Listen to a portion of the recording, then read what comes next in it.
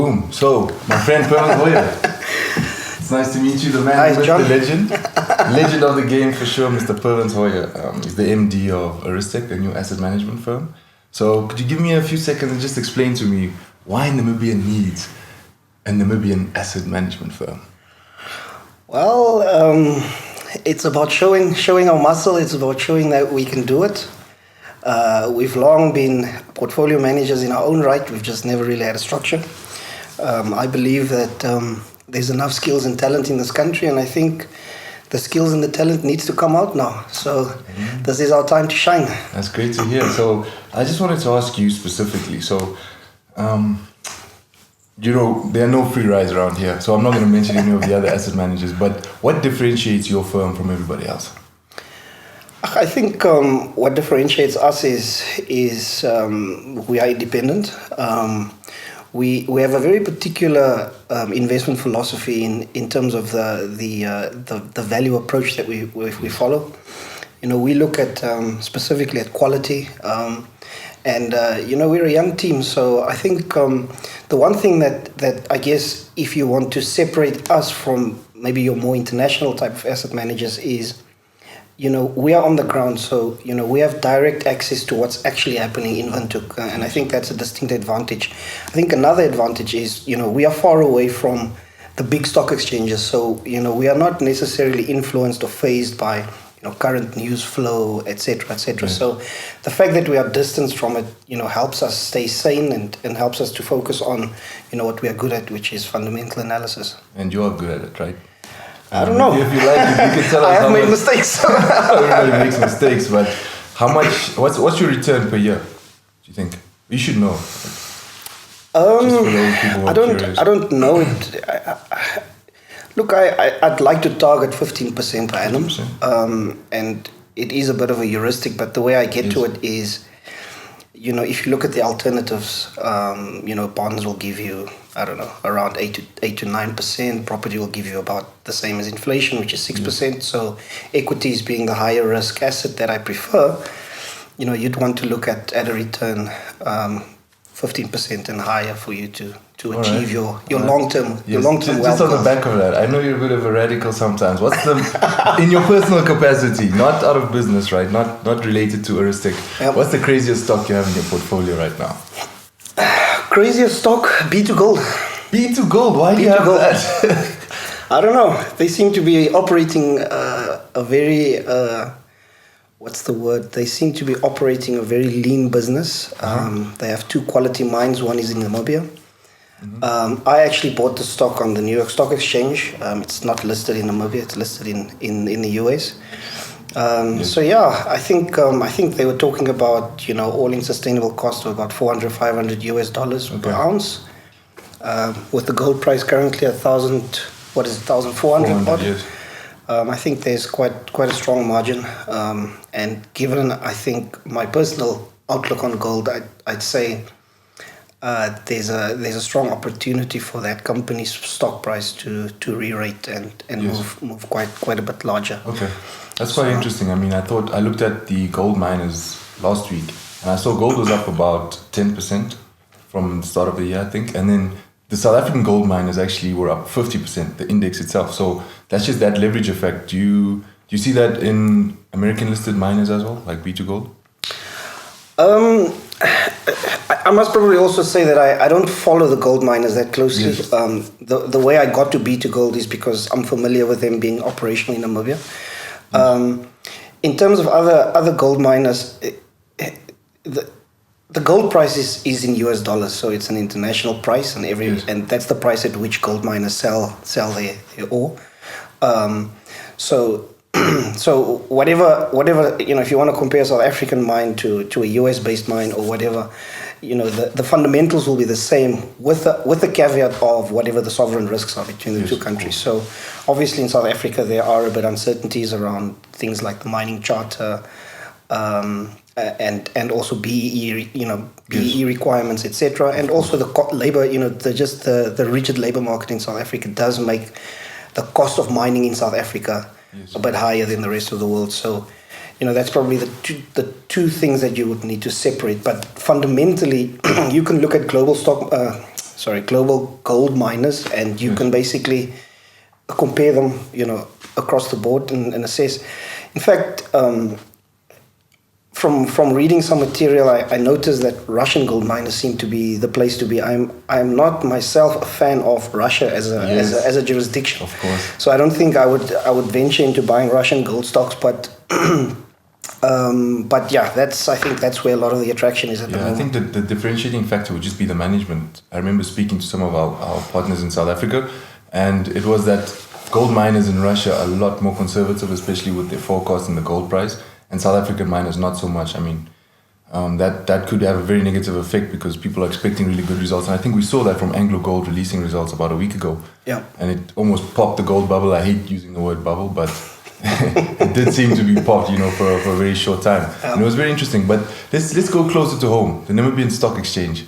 It's one of the biggest exchanges in terms of market cap in Africa. We have great companies listed. I mean, Anglo's, First Rand, not Standard Bank, Nedbank. Yeah, Standard Bank as well, yeah. No, Standard Bank as well. All right, you're right, yeah. And we are still paper-based with a 5-day settlement process. So, first of all, why do you think that is? Since you did work for a stockbroker before you went into asset management, so you should be very familiar with the Namibian Stock Exchange. I know that there is an initiative to dematerialize, but I'm not too close to it to give you a convincing answer on your question. Needless to say that the global trend in stock exchanges has over the recent number of years has been to consolidate.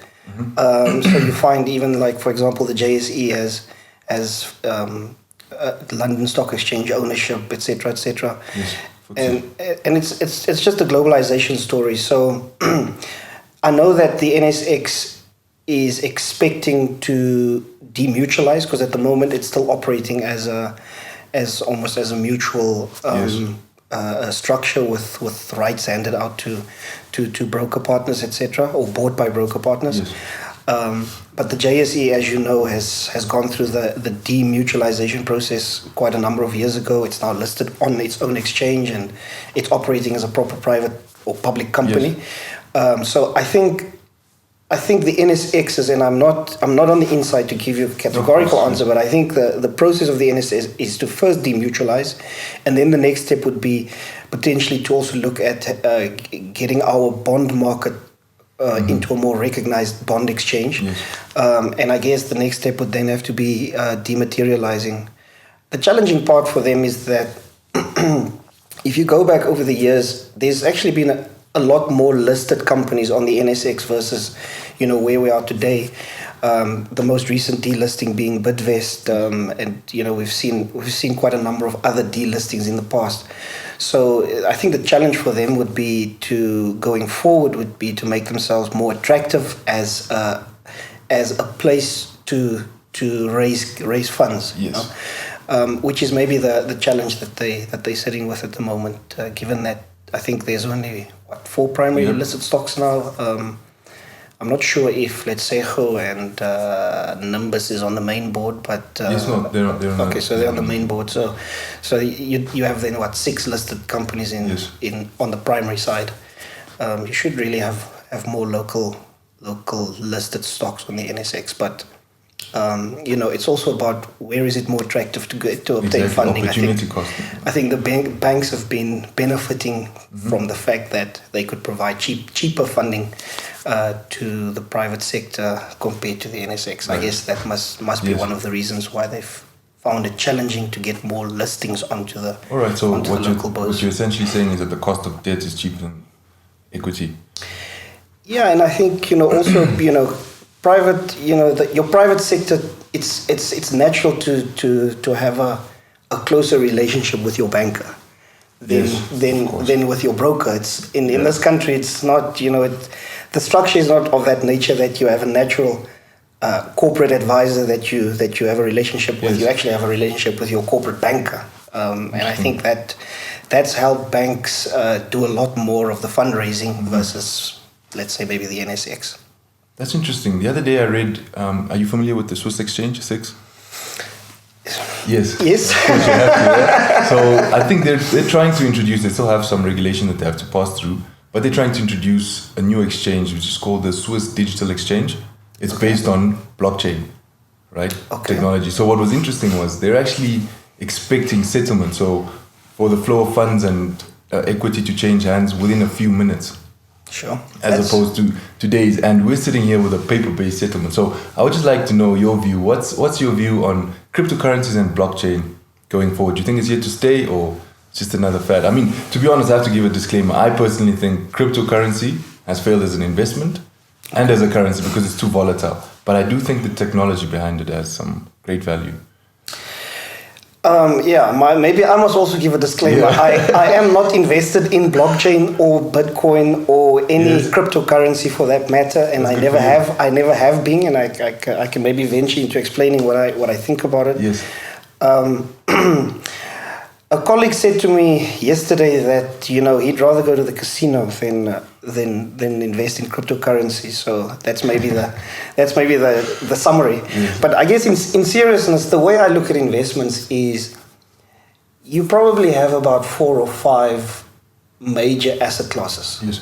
So the first one is stocks. And in that stocks category, you can put businesses, because if you own a business, you own 100% of the stock. So it's private and public companies. Okay. That's what I put in that category. Then you get bonds or debt. So that's when you're raising funds through borrowings. So it could either be bonds or fixed bonds or NCDs or other forms of debt, mortgages, etc. Then you get property. I don't have to go into much detail on that. I think most people know what property is. Then you get commodities. So that's buying the actual barrels of oil or the bushels of wheat or the ounces of gold or whatever. And then the last category is currencies. So when Bitcoin or cryptocurrencies came onto the scene, the first thing I tried to do was I tried to categorize it in one of those buckets, because it's not a new asset class. Yes. I understand it to be a currency, and so I'm trying to place it in the bucket of currencies. Understood, right? Yes. So once I've done that, the next step for me then is to say, okay, which cryptocurrency and what about the existing currencies? So then I look at US dollar, British pound, Namibian dollar, South African rand. Yeah. The one distinct difference between your cryptocurrencies and your, let's call them conventional currencies, is the one actually gives me an interest rate. The other one gives me nothing. Okay, so that's the one thing. Yeah. The second thing is they are at this stage unregulated, and it's become a source for for illicit activity, for global terrorist organizations to transfer funds, etc. I do think that there is a future for cryptocurrencies, but it needs to be properly recognized by a government as a legal tender before it will become really mainstream. And so while I'm not seeing that at this stage, I am not comfortable putting money into something that could really just go out of existence. Right. Then I haven't even looked at the fact that they are very volatile. Nobody really understands how much volume there is. Mm-hmm. You could lose 20, 30, 40, even 50% in a day, maybe even in an hour. But the technology that it is based on, from my understanding, seems to be sound. The technology, I have to add that the technology is not, as far as I understand it, it's not only there for currencies. Yes, and I think that's where the real value unlock will come. So I think for people that are interested in this field, an interesting exercise would be to understand which companies are at the forefront of developing, researching and developing blockchain technology. Yes. And I think those would really be the companies that you would want to invest in, rather than the actual cryptocurrency. That makes perfect sense. I mean, if you look at the SDX alone, that's revolutionary for sure. Obviously, there's a lot of regulation that needs to go through, but I've heard that people are planning to sell like paintings and cars on it, So I think in a country like Namibia, where things move really slow, that could be a potential solution to our. I think the main problem is it's not liquid, and then also I think we do not have enough businesses to actually gather some interest from abroad. But what is your take on the economic summit we had recently? We raised about a couple billion. Do you think that's good for the country overall? I think it's positive that Namibia has decided to have an economic summit. I understand that there was quite a lot of pledges made. Yes. I didn't attend it myself personally, but the feedback that I'm getting seems to be positive. I hope that what will come from this is real action. Yes. As a nation, we are very good at planning and promising, and we often find it challenging to execute for various reasons. Yes. So I hope that there will be a real action plan that comes out, and in a year or so's time, we can actually see tangible benefits from what came out of this economic summit. In fact, I would almost venture as far as saying that a Namibian economic summit should be it should be something that you do every, I don't know, 2 or 3 odd years. Yes. Because it's an avenue for raising funds and for also creating the dialogue, making sure that people are actually talking about the economy and talking about solutions for growing the economy, and getting everybody into the net. Yes. So that's what I'm hoping, and I think with the high level panel that the president appointed, I think you now have a group of experts together that are business minded and can definitely make sure that that what has now been decided can be executed upon. Interesting. So let's move away to somebody who actually makes a lot of noise and is very active, Mr. Donald Trump. So he slapped some tariffs onto China once again. Do you think this might be out of retaliation because the Fed didn't cut rates as deeply as he would have liked? Yeah, he seems to be a retaliatory kind of person by nature.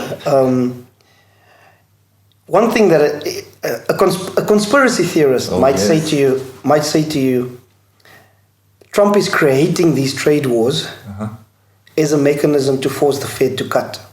Yes, that's what I've heard. So you do not agree? So no, I mean, these things are all possible. I mean, none of these trade wars have actually resulted in anything positive happening, yet they are carrying on with it. So you have to wonder, why are they? What is the interest? We know that Trump is a very big property investor, and as you know, property comes with debt.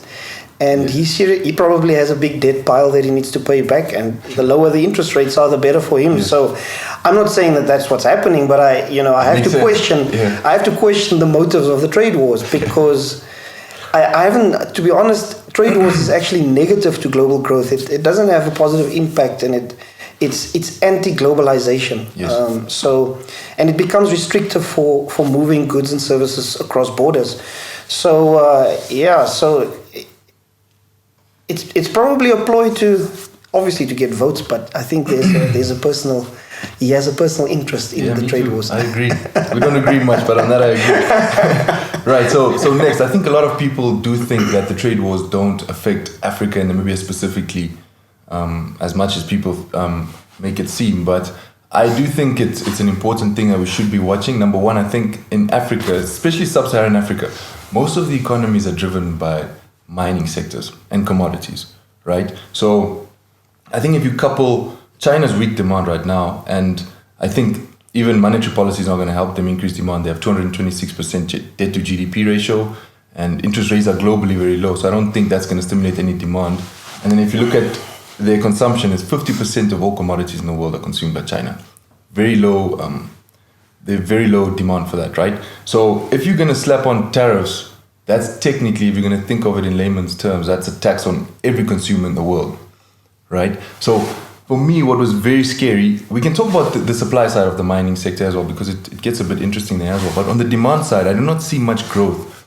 And I think there should be a strong correlation between global economic demand and commodity production. And I think that's going to have a serious toll on Africa specifically.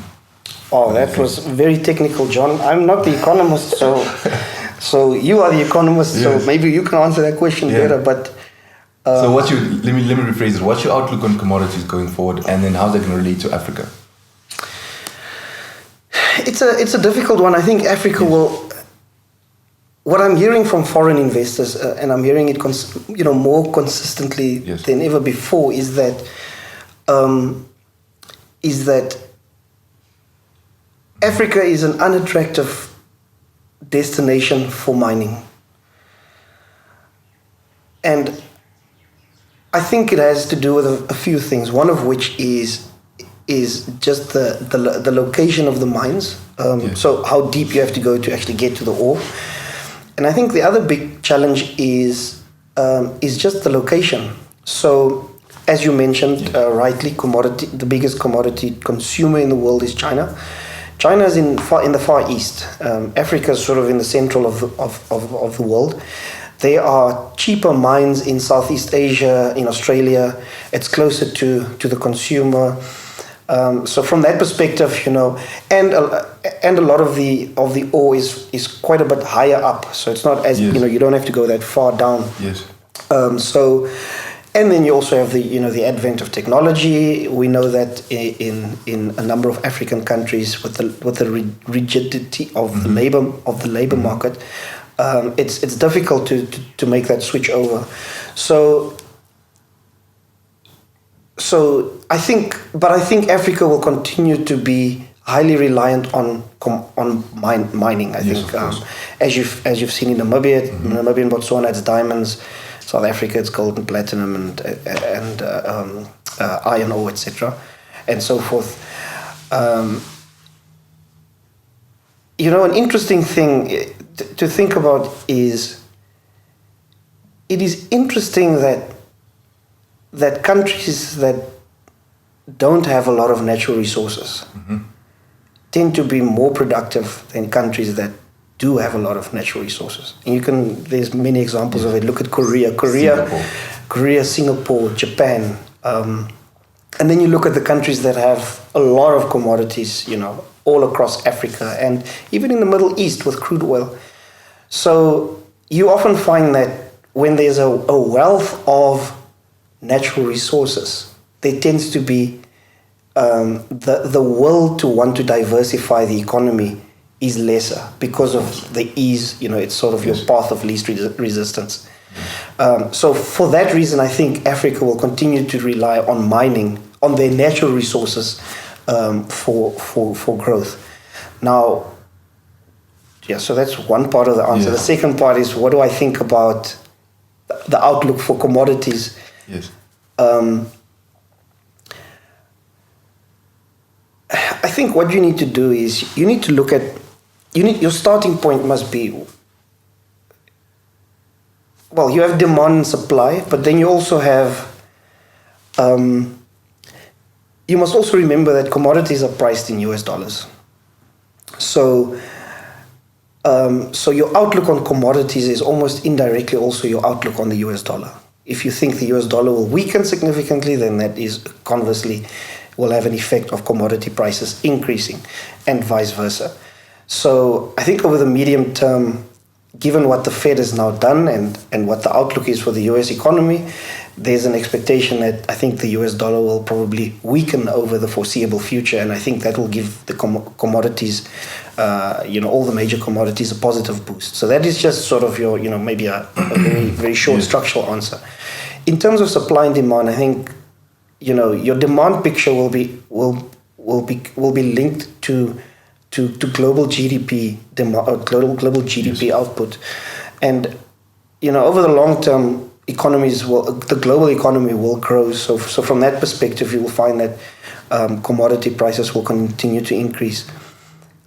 The one that is really difficult to predict or to look at is crude oil, and that's probably the most important one. Yes. But it's really the one that's the most difficult to get a sense of which direction it is going to go. My expectation is that crude oil will continue to go up, but it's been experiencing a bit of softness in the last number of months. Yes. So yes, I'm bullish on commodities because I'm bearish on the US dollar. Okay. Why are you bearish? Are you expecting rates to go down further, or? Well, the fact that the Fed decided to cut is, and when you listen to the statement made by the Fed chair, he specifically mentioned that one of the main reasons for the cut is not linked to what's happening in the US. It seems like they are now seeing themselves, and they have in the past seen themselves almost as the central bank of the world. And so the cut was from what Jerome Powell, the Fed chair, said, the cut was based on trying to soften the blow on other economies. So you're having a massive mismatch now in that, you can, if you invest in the US dollar, you can get, what's that yield, 2.2% or whatever, 2.25%. If you invest in South Africa, you'll get 8%, 7-8%, similar in Namibia. So I think it'll be a natural thing that, global investors will sell dollars or sell US debt investments and invest it in higher yielding, potentially emerging market instruments. So that will have a natural negative effect on the US dollar, which will conversely have a positive boost to commodity prices. So that's really, my sense is that the Fed might cut one more time, but I don't see them cutting by 50 basis points or even more. The data just doesn't point to any shock cut or any massive recessionary position in the US at the moment. Now, if you ask me this in a week's time or month's time, my view might change, but I think that's certainly the position at the moment. All right, no, that's interesting. Very good insight from you. And I've never thought about that methodology. I use mine a bit differently. I'm more of a supply side guy. So, yeah, well, tell me, what do you think? What do you think of the supply side? Specifically, I think because I think we're running out of time, but I'm going to focus on one thing specifically, which is platinum group metals. Yep. I think on the supply side, they've been punished unfairly on the back of the electric vehicle revolution. Yep.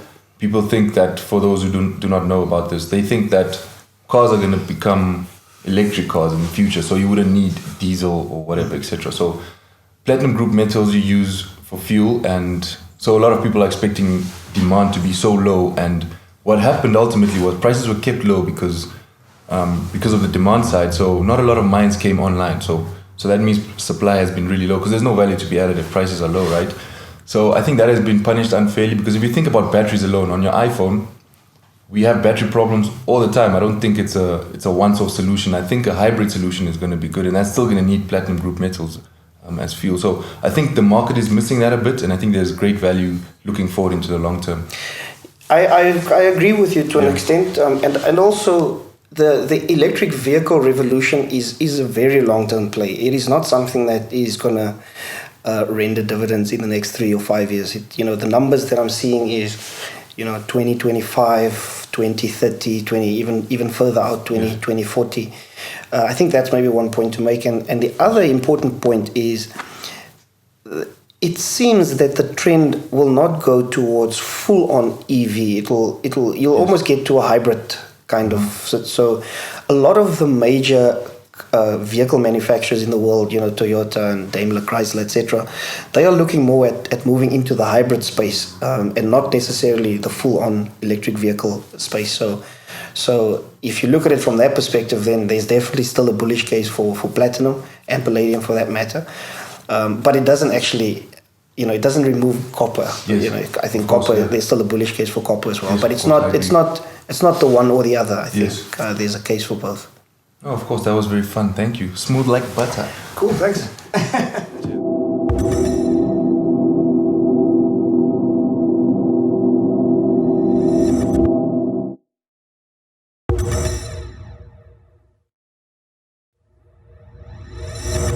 Right, so for students who get loans from the government through NSFAS, right, sometimes they do have access cash because they get the cash once off. This was a question in my comment section from the last episode. Yep. Do you have any advice for students what to do with that money? Obviously, considering that it is a loan, there's an interest rate on it, and outside of actually paying for the tuition. Yes, but like if you have extra cash, okay. So you're saying there's a bit of surplus cash left. Always, yes, 100%.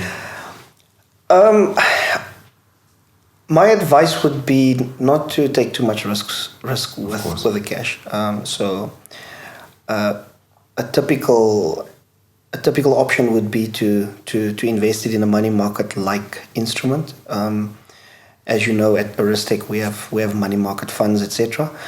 But if my advice for anything to anybody would always be, if you want to venture into something, make sure that you educate yourself properly. Now, I'm not necessarily meaning you need to go and do any formal education. even though that would be an advantage. I think that people should, before you go and buy cryptocurrency, for example, get a book and read about it. Do some research, try and understand what it's about, and it's like that for everything. I think it's Thomas Edison that failed 10,000 times to perfect the light bulb. So if you wanted to invest, then go and read 30 books on investment. But to answer your question directly, I would recommend a money market fund. There's an inherent capital guarantee in those products, so you don't run the risk of capital loss, and they pay you an interest rate of around 7%, 7.5% at the moment. So that would be the safest option. And given that you are a student, so you don't have a regular cash flow, that's something that you can then tap into on a needy day or a rainy day. Yes, of course. And then one more question. Such a high youth unemployment rate in Namibia. As a potential employer, what are you guys looking at specifically? What are we looking in terms of appointments? Yes. Look, we're an asset manager, so our starting point is always to look for somebody that from a technical perspective has studied something in the field. So whether it's finance or the CFA field, in fact, we have a preference for somebody that's studying towards the CFA qualification. But investing is an exciting industry, and the character of the person that we are looking for. There's a very specific kind of character that we're looking for. And the things that we look for is people that are energetic, people that are individualist, and people that are, I actually don't want to use the word confrontational, but investing has so many wide and broad views that we can't sit around the table and agree on everything. So you need somebody that can be thinking independently and challenge the house view or the conventional thought. So those are the kinds of people that we're looking for. Energetic, independent thinking, naturally curious. Because you have to be naturally curious to want to dig into and find things out to look for the great investment out there. So that's sort of high level what we look for. We don't have any positions at the moment, but we do expect that we will continue to be recruiting, and we will be recruiting Namibians because we do believe that they are Namibians with talent. We just want them to bring that talent out.